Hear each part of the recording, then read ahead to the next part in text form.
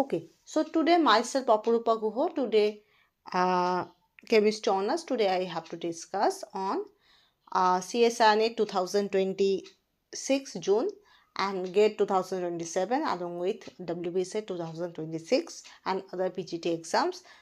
Some short of question solve and question solve session. आज हम क्या जानेंगे? आज हम ए ब्लॉक एलिमेंट लेकर जानेंगे। ए ब्लॉक एलिमेंट का बहुत सारा क्वेश्चन आज सॉल्व करेंगे। और ऐसे आप जानते हो कि CSIR June 2026 is upcoming exam and along with there must be BARC exam is there and there must be GATE exam that should be, वो भी आपका है 2027 में। WBSET है, उसके साथ साथ और भी बहुत सारा PGT केमिस्ट्री का एग्ज़ाम है। सो दैट्स वाई हम लोग को थ्योरी क्लास के साथ साथ कुछ क्वेश्चन सेशन का क्लास भी हम लोग के लिए इम्पॉर्टेंट है, ठीक है। सो जो फर्स्ट चैप्टर होगा जिसके लिए हम क्वेश्चन सॉल्व करेंगे वो होगा आपका ए ब्लॉक एलिमेंट्स। ओके, जितना सारा आपका प्रीवियस ईयर का क्वेश्चन है सब सॉल्व करके मैं शुरू किया है ये सेशन, ठीक है। 2011 से एकदम 2023 तक जितना क्वेश्चन हो सके मैं सॉल्व करवा दूंगा, ठीक है। सो टुडे हम स्टार्ट करते हैं with A block elements. Okay, तो ए ब्लॉक एलिमेंट के बारे में थोड़ा बहुत जानना आप लोग को चाहिए। क्या है आपका ए ब्लॉक एलिमेंट? बेसिकली आपका लैंथेनाइड्स एंड एक्टिनाइड्स लेकर होता है।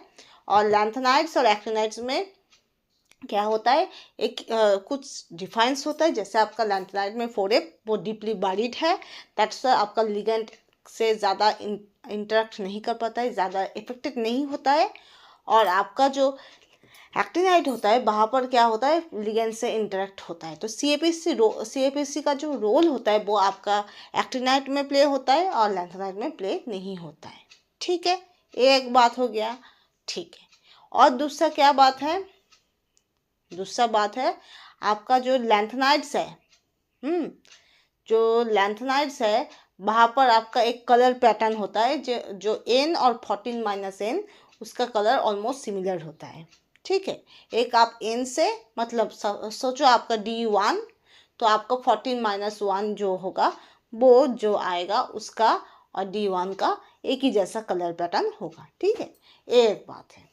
So now I have to start with it's.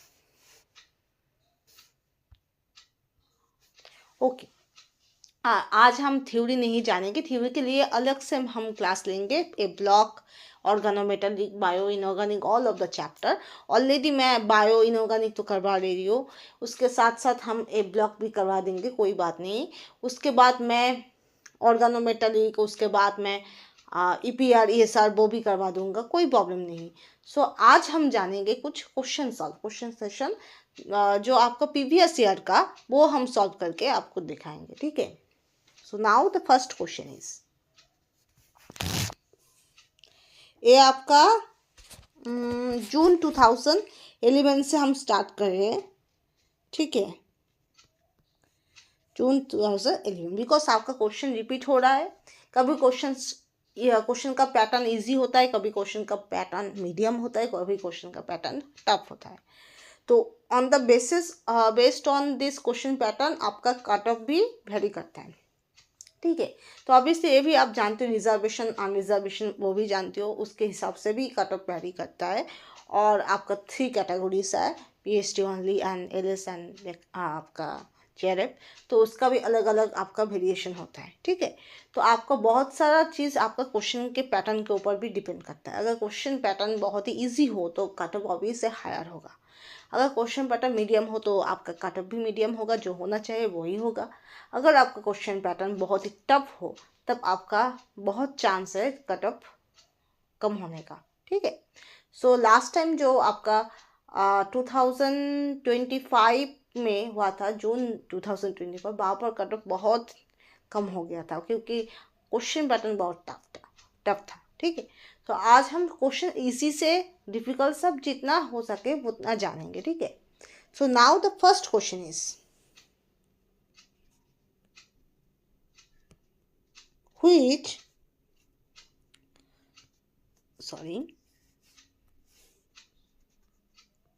of the following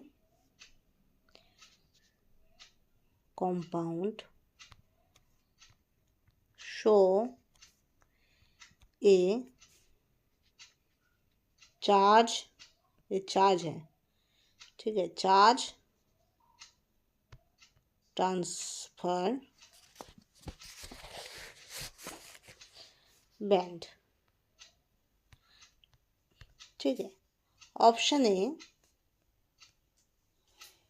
lanthanide, nitrate, option B ceric ammonium nitrate, option C Mn2 acetate and option D आपका copper 2 sulphate pentahydrate. Okay, so आपका which of the following compound show a charge transfer band. Charge transfer आप जानते हो, charge transfer मतलब क्या होता है, आपका लिगेंड टू मेटल या फिर metal to ligand charge transfer होता है। Okay, maybe the ligand to metal and metal to ligand, that is basically that charge transfer or electron transfer you can say, and due to this electron transfer, due to this charge transfer, when the color generation can be there, this is called as charge transfer colour generation. Okay, वहाँ से आपका colour generation होता है।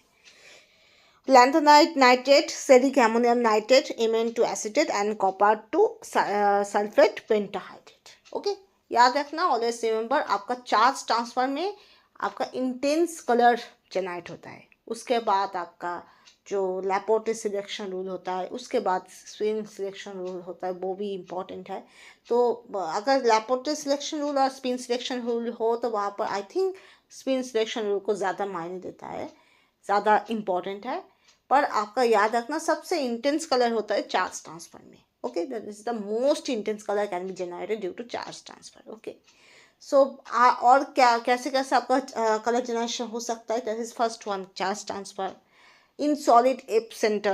Okay, delta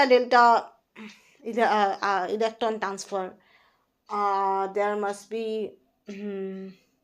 और भी बहुत सारा case होता है जहाँ पर आपका मतलब कलर जनरेशन का प्रोबेबिलिटी और पॉसिबिलिटी होता है बहुत सारा।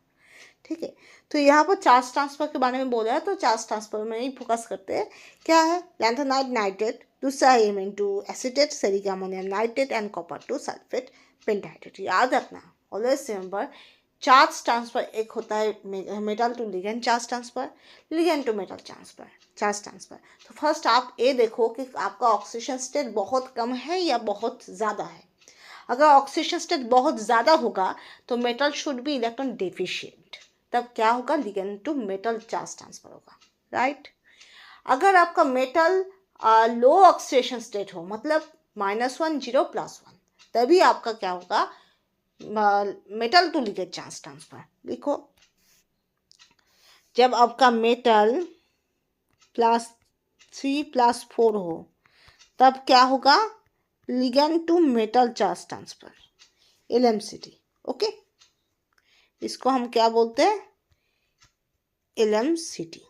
ओके, और दूसरा होता है जहाँ पर -1 0 एंड +1 होता है, मतलब लो ऑक्सीडेशन स्टेट, तब क्या होता है, लिगेंड से मेटल चार्ज ट्रांसफर होता है, इसको हम बोलते हैं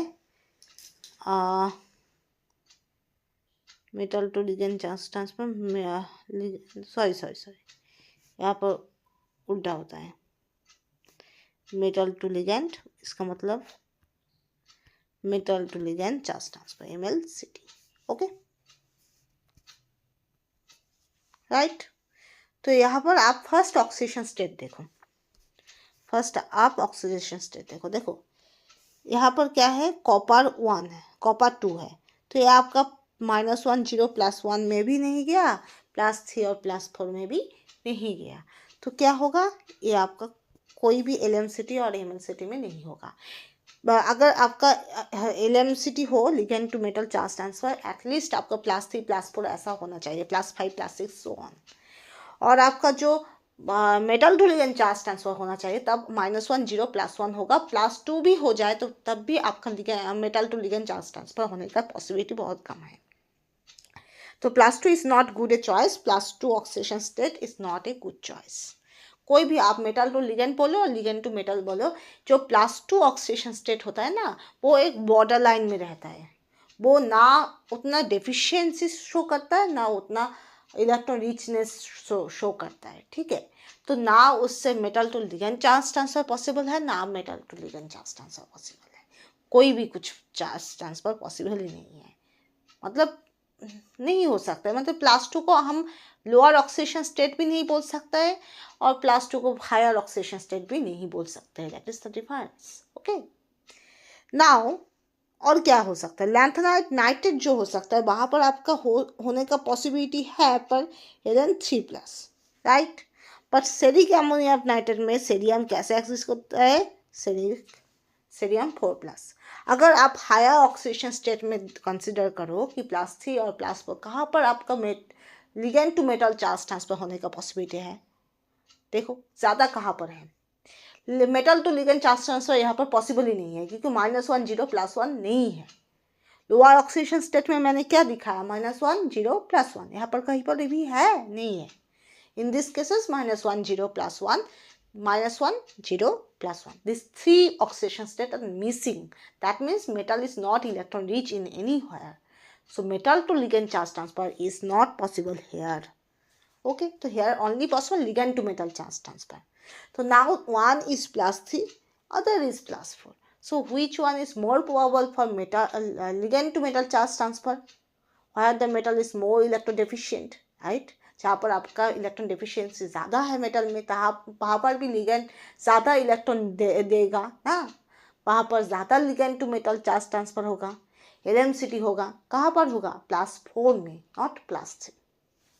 सो इसलिए option B is the correct answer, right.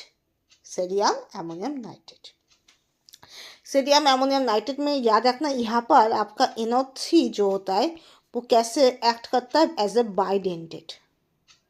क्योंकि आपका लैंथेनाइट जब होगा ना, लैंथेनाइट में ज़्यादातर केस में आपका हाई कोएफिशिएंट नंबर फॉलो होता है। अब वहाँ पर बहुत सारा ऐसा आपका लिगेंड हो, जैसे NO3-, CO3-, ये आपका बाइडेंटेट के तरह बिहेव करता है, मतलब 2 ऑक्सीजन के साथ कोऑर्डिनेट करता है, ठीक है। और यहाँ पर आपका कोऑर्डिनेशन नंबर कितना होता है? 12 होता है। लैंथेनाइट में हायर कोएफिशिएंट नंबर ज़्यादा फॉलो होता है, ठीक है। Okay, so now we have to go next question.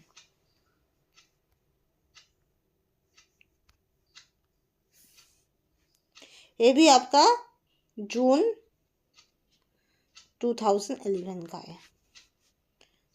Question number 2, among the following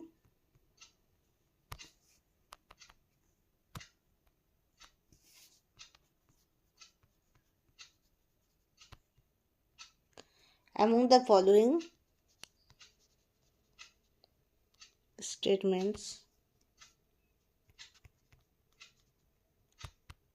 identify the correct ones for complexes of lanthanide 3 ions. Option A, metal ligand bond is sufficiently ionic. Okay, metal ligand bonds should be sufficiently ionic. That is the first option. B, complexes rarely show isomerism. Okay. C, the coordination number, okay, this is coordination number is not more than 8. And D, the magnetic moment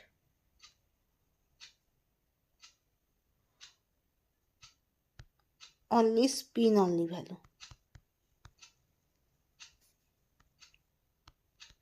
Okay, so option A, B, D, option A.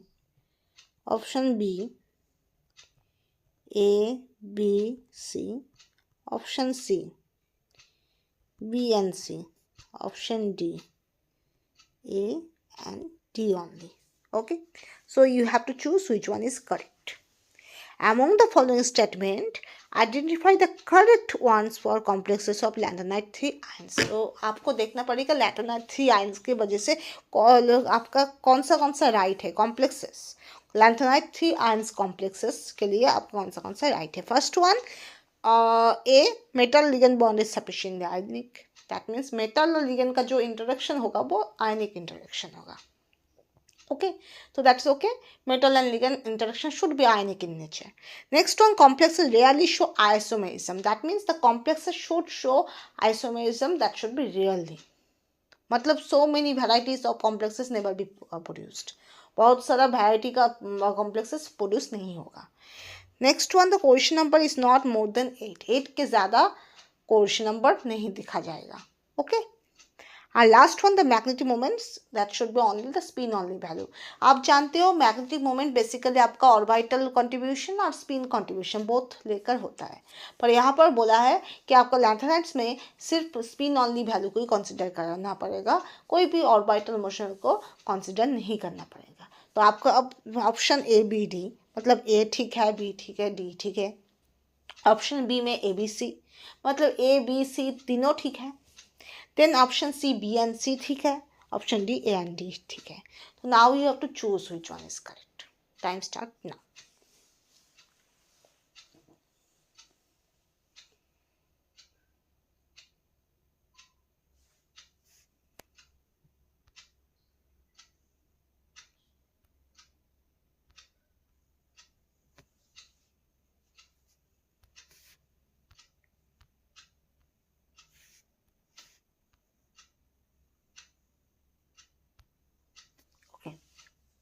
क्या हो सकता है?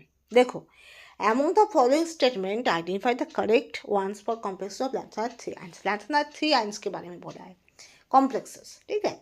First one, metal ligand bond should be sufficiently ionic. देखो, 4f is deeply buried.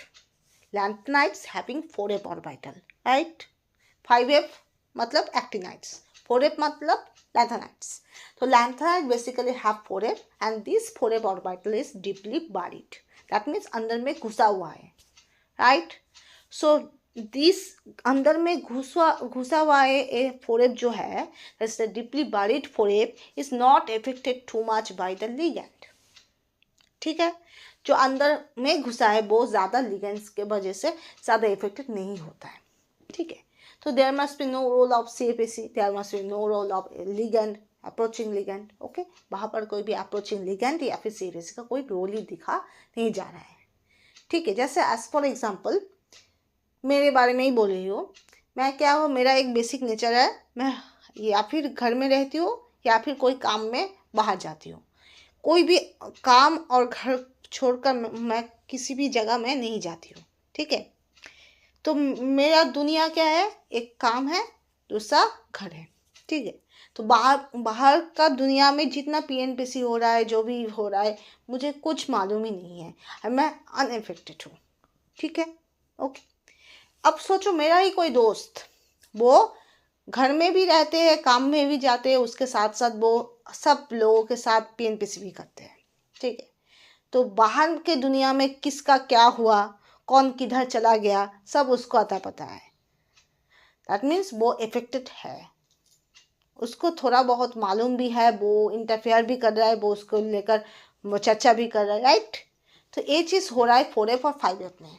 मैं 4F हूँ, मैं affected नहीं हूँ, बाहर की दुनिया में क्या हो रहा है मुझे अता पता भी नहीं है, मुझे इंटरेस्ट भी नहीं है। 5F मेरा दोस्त है, उसको अता पता है, उसको इंटरेस्ट है। ठीक है, सोचो एज ए पॉजिटिव वे सोचो।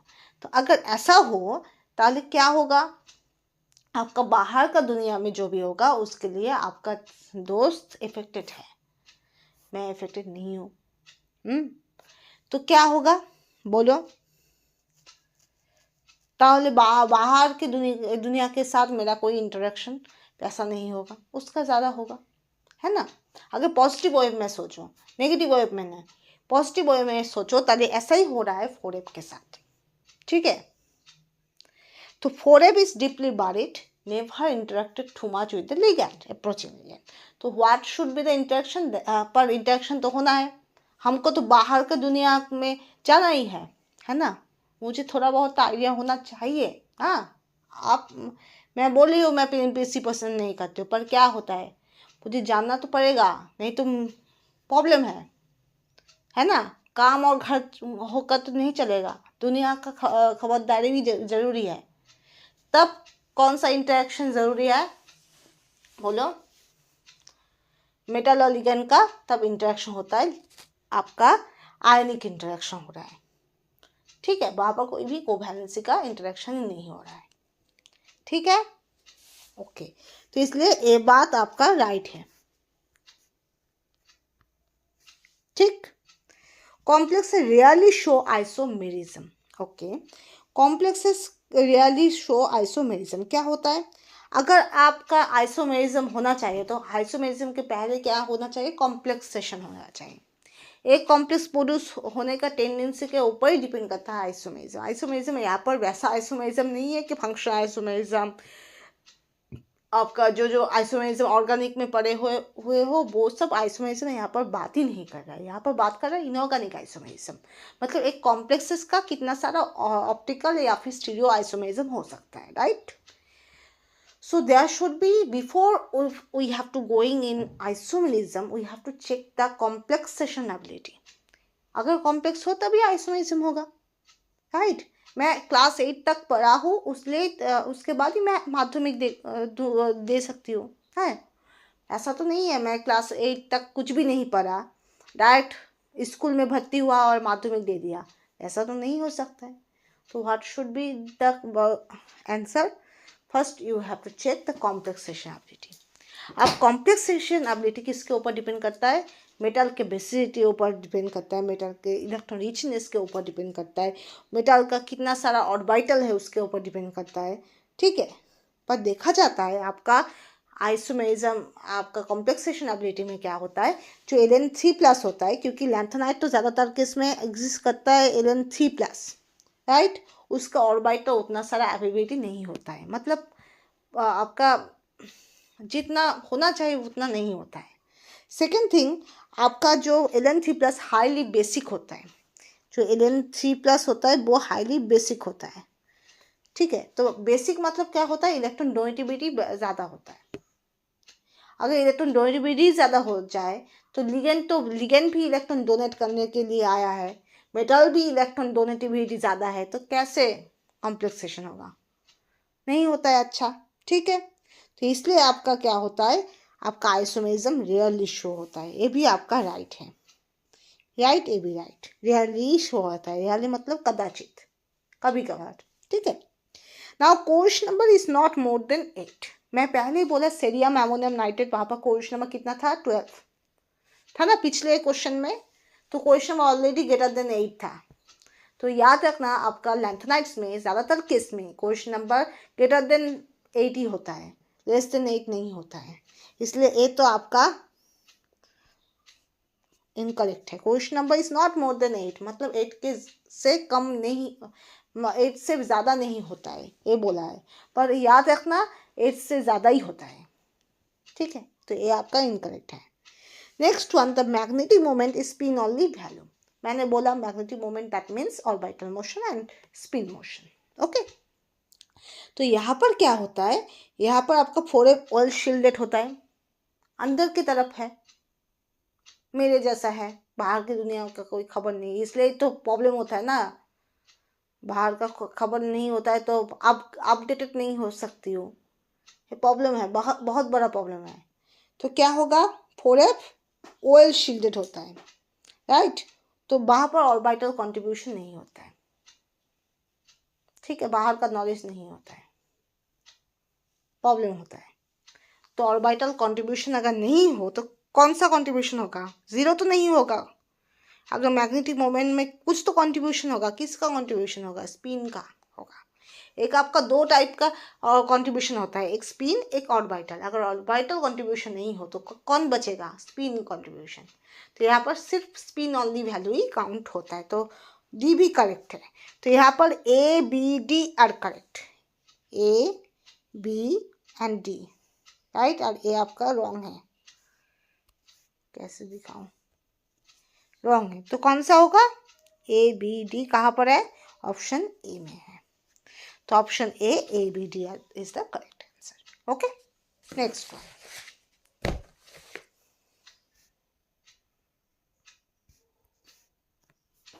अब हम चले आते हैं दिसंबर 2011 CSIR NET exam, okay. First question,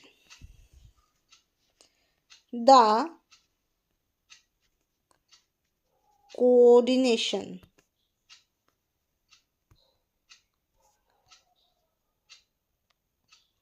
number and geometry of cerium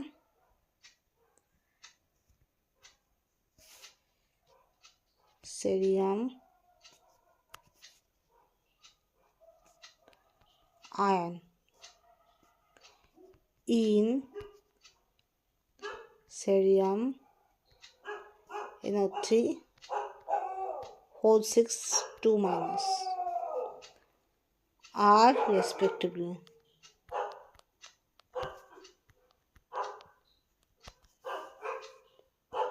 Option A 6 and octahedron. Option B 6 and trigonal prism. Option C 8 and cubic. Option D 12 and icosahedron. Okay. So the cohesion number and geometry of cerium ion in cerium NO3 whole 6 2 minus are respectively. First option 6 and octahedron. Second option 6 and trigonal prism. Third option 8 and cubic. Option D 12 and icosahedron. So you have to choose which one is correct. That is icosahedron. I.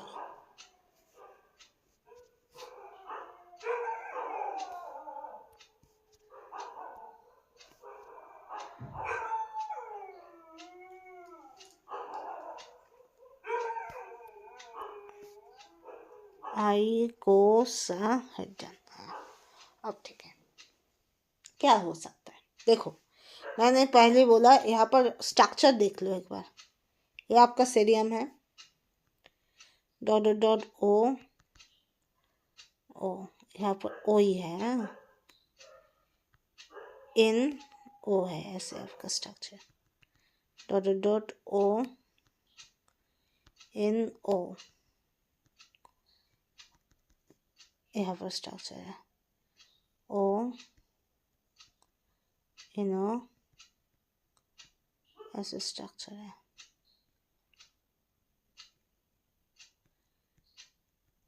इन ओ, ऐसे structure.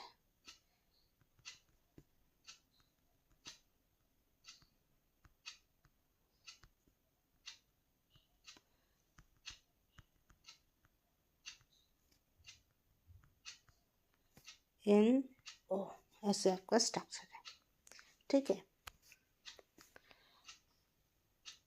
O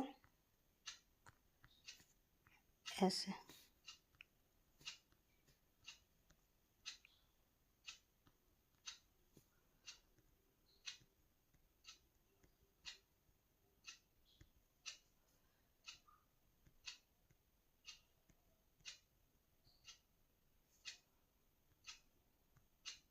in O this.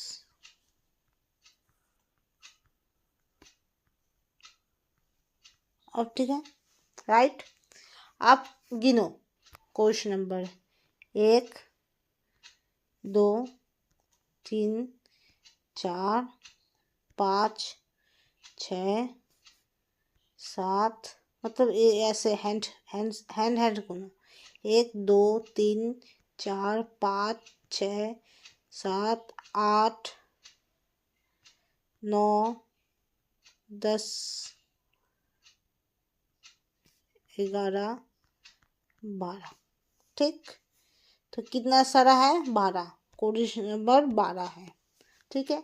ये जो structure है इसको हम बोलते हैं आइकोसाहेड्रन, आइच, ठीक। क्या बोलते हैं, आइकोसाहेड्रन, ओके। तो option D is the correct answer, okay, right. Question number 12, an icosahedron structure. Next one.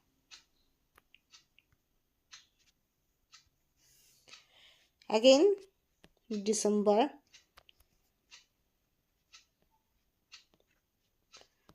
2011, okay.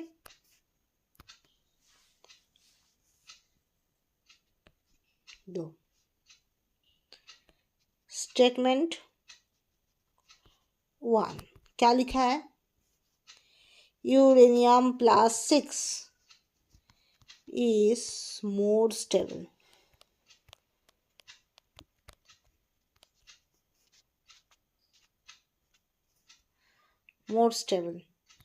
than neodymium +6.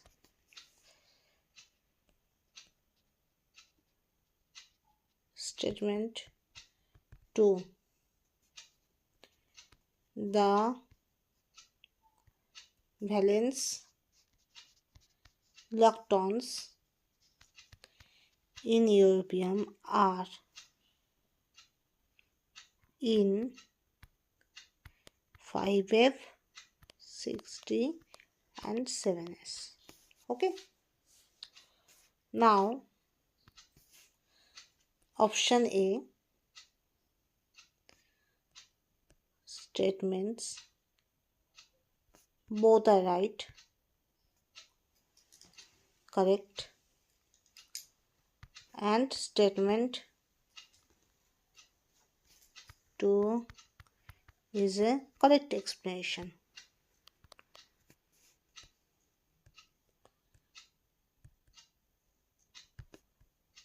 Of statement 1, okay. A B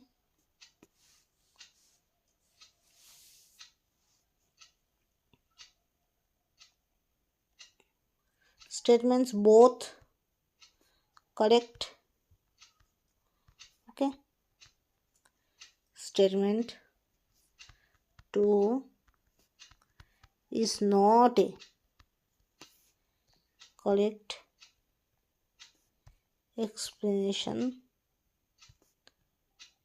of statement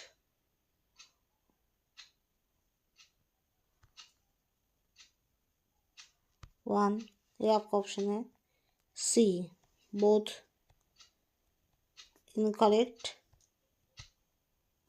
and D 2, statement 2 is incorrect, मतलब 1 correct हो भी सकता है, ठीक है। तो choose any one, your time start now.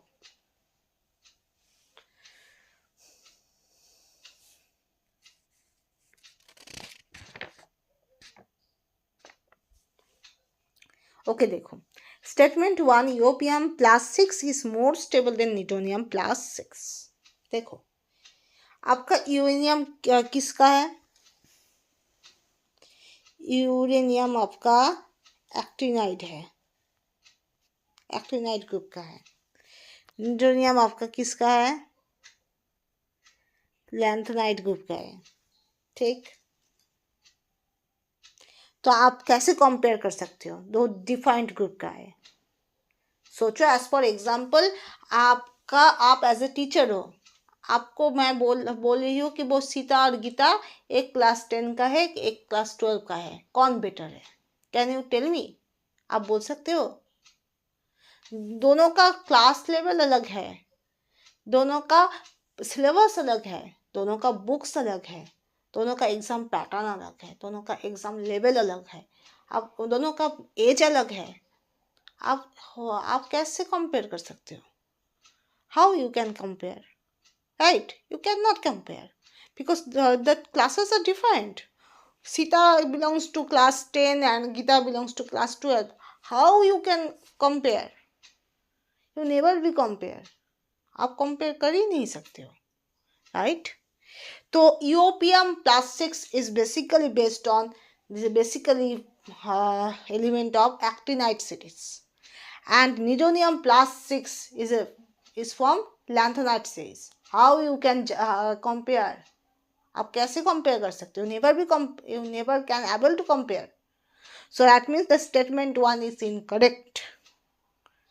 The statement 1 is incorrect. यहाँ पर भी देखो both are correct बोला है, ये नहीं होगा. both are correct बोला है, ये भी नहीं होगा. अब ऑप्शन सी और डी बचा है. ऑप्शन डी में क्लियर नहीं है कि फर्स्ट वन इनकरेक्ट होगा या नहीं होगा, पर सेकेंड वन इनकरेक्ट होगा. आई थिंक यहाँ पर फर्स्ट वन करेक्ट ही दिया है. ठीक है, ये आप देख लेना, यहाँ पर करेक्ट ही है, तो ये भी आपका नहीं होगा, तो ऑप्शन सी होगा. ठीक है, पर आप फर्दर देखो statement 2. The valence electron in europium are in 5s, 6d and 7s. Okay, आपका यूरोपियम का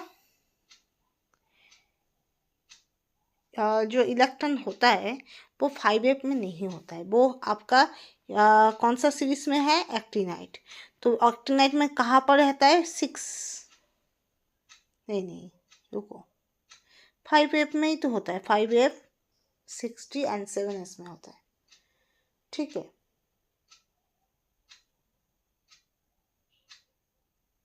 ये बात भी ठीक ही है, ये बात ठीक है, पर एक करेक्ट एक्सप्रेशन नहीं है. तो यहाँ पर कोई चारा नहीं है, ऑप्शन सी आपको देना पड़ेगा, क्योंकि आपका सब ऑप्शन में फर्स्ट वन को करेक्ट दिखाया है. ठीक है, तो अल्टीमेटली आपका ऑप्शन ऐसा होना चाहिए था कि option 1 is incorrect and option 2 is not A real explanation of option statement 1 is incorrect and statement 2 is not a explanation of statement 1. Okay, ऐसा कोई ऑप्शन होना चाहिए था. क्या बोला? There should be a option should be there in that way, that is option or there must be the option should be that way that statement 1 is incorrect and statement 2 is not a explanation of statement 1. Okay, but here this type of option is not there, so no option, no हम लोग के चारा नहीं है. So you have to choose that is option C, that both are incorrect, because in the point of view that is the statement 1 is fully incorrect and statement 2 is fully incorrect explanation of statement 1. That's why we can say this option C is the correct. Okay, next.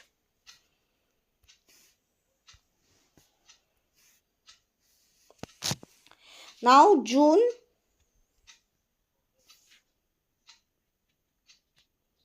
2012. The first question is the least basic बोला गया है, मतलब सबसे कम basic, least basic, that is the least basic among the following.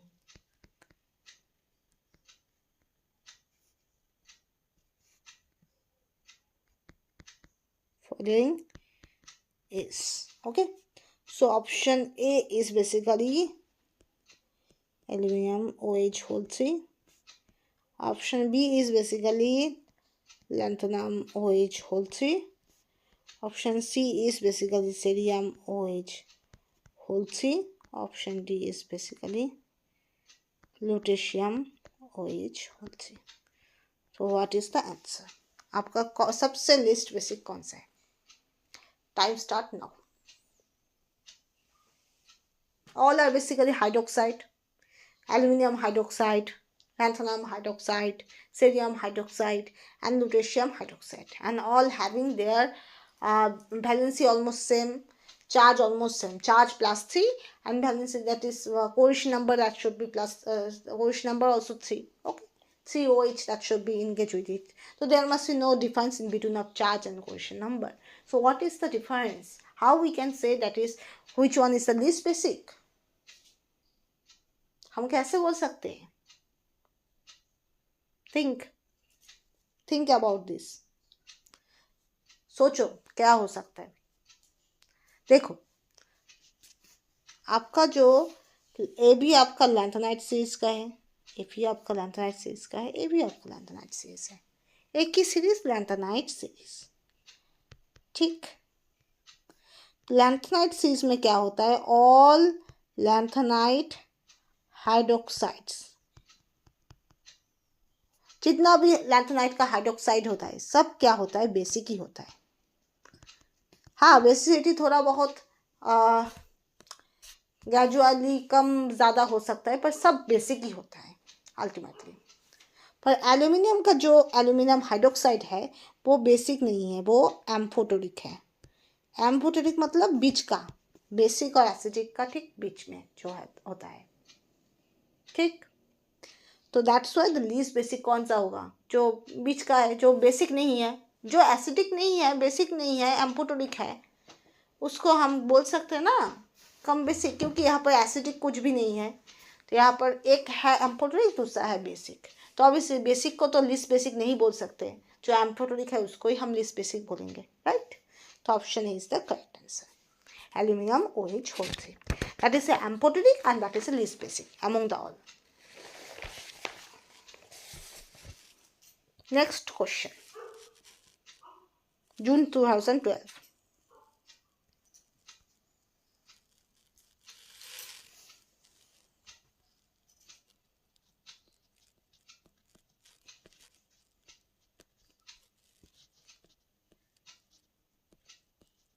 The lanthanide +3 ion having the highest partition coefficient between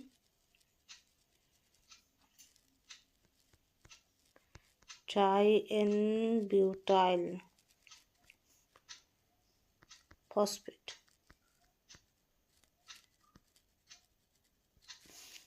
and concentrated HNO3 is.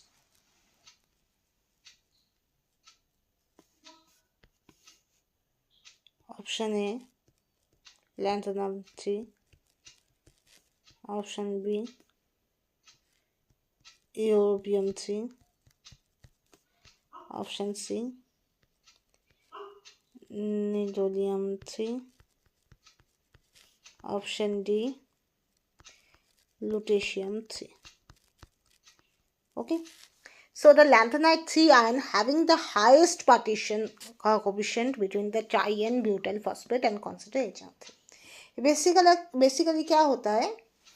आपका organic और inorganic face होता है. एक आपका tri-N-butyl phosphate होता है और दूसरा आपका HNO3 होता है. ठीक है, ऑर्गेनिक फेस और जो आपका नॉर्मल जो एक्वास फेस, वहाँ पर में आपका सॉल्युबिलिटी के ऊपर डिपेंड करके आपको पार्टीशन कोफिशिएंट होता है। तो जिसका साइज जितना कम होगा, that is smaller the size of Ln3 plus, higher will be the partition coefficient.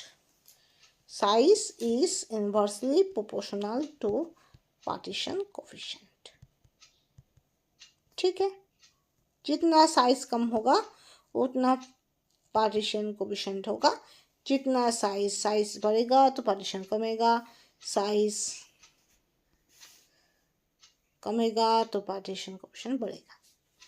ठीक, ओके।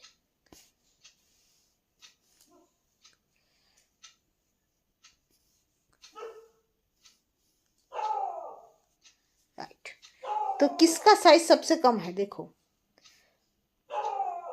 ना,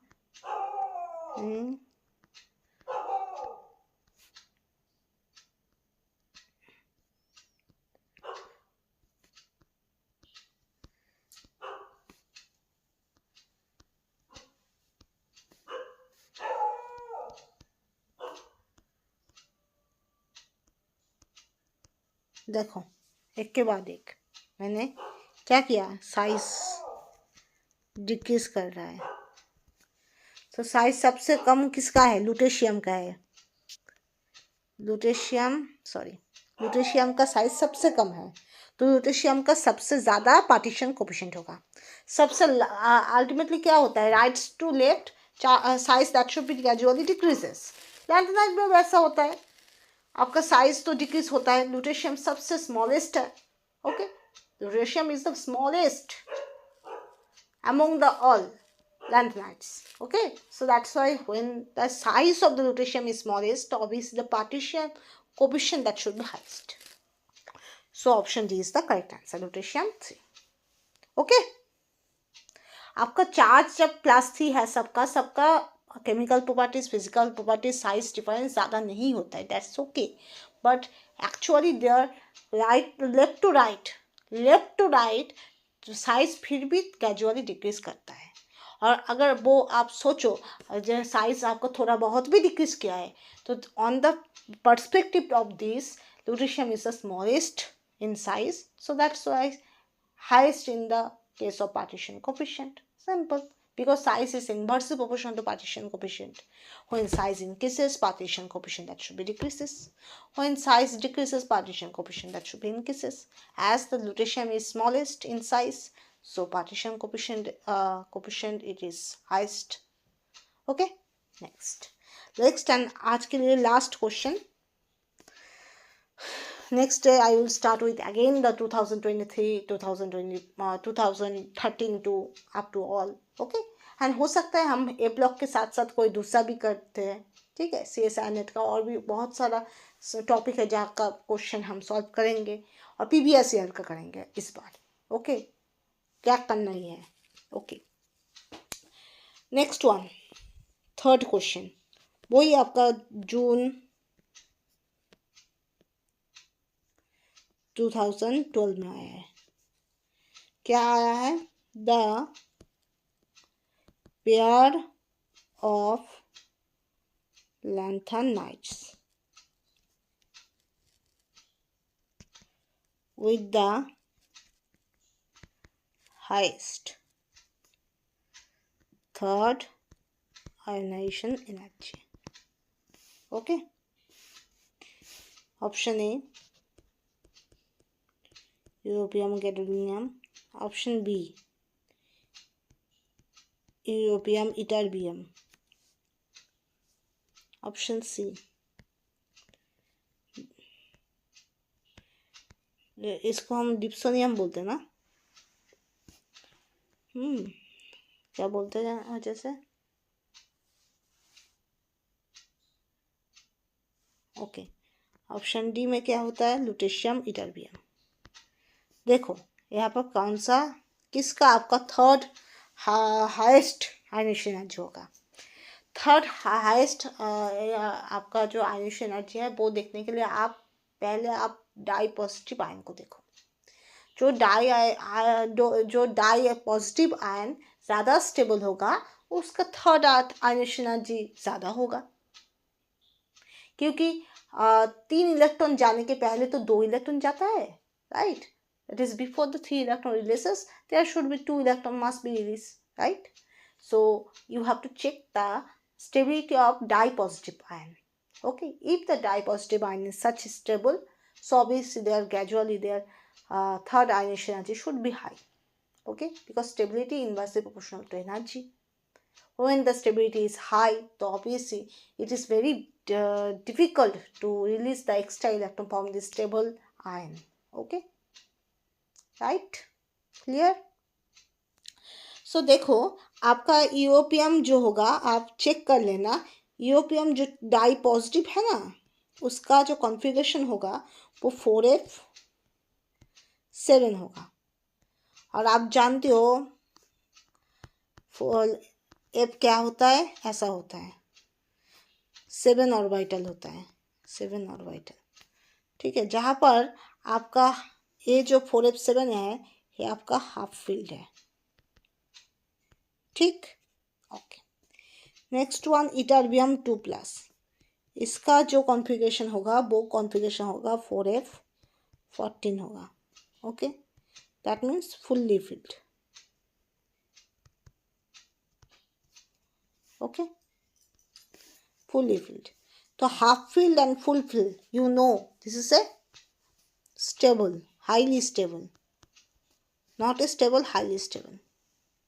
जब भी आप हाफ फील्ड और फुल फील्ड कॉन्फ़िगरेशन देखोगे तब उसका स्टेबिलिटी बहुत हाई होता है। दैट मीन्स उसका थर्ड जो आयनेशन एनर्जी, मतलब due to di positive ion बहुत ज़्यादा स्टेबल है, 4f7 4f14 है, हाफ फील्ड और फुल फील्ड कॉन्फ़िगरेशन है, तो आप यहाँ से एक तीसरा इलेक्ट्रॉन निकालना बहुत ही प्रॉब्लमेटिक है, बहुत ही मुश्किल है, बहुत ही ज़्यादा एनर्जी देना पड़ेगा। मतलब third ionization energy should be high. Okay, because the stability of di-positive ion is too much due to half filled and full filled configuration. So it is become very difficult to release the third electron from those ions. Okay, so obviously the ionization energy, third ionization energy should be high. So option europium and ytterbium, option B is the correct answer. Okay, right? Clear? तो आपको अगर first ionisation energy देखना है तो आपको atom का stability check करना है। ओके, अगर आपका सेकेंड आयनेशन एनर्जी देखना है तो आपका मोनोपॉजिटिव आयन का स्टेबिलिटी देखना है। अगर आपको थर्ड आयनेशन एनर्जी देखना है तो आपको डाई पॉजिटिव आयन का स्टेबिलिटी देखना है, right? When you have to check the first ionization energy, you have to check the stability of the atom. When you have to check the second ionization energy, you have to check the stability of monopositive ion. When you have to check the third ionization energy, you have to check the dipositive ion stability. So on. Okay. So यहाँ से हम खत्म करते हैं आज के लिए.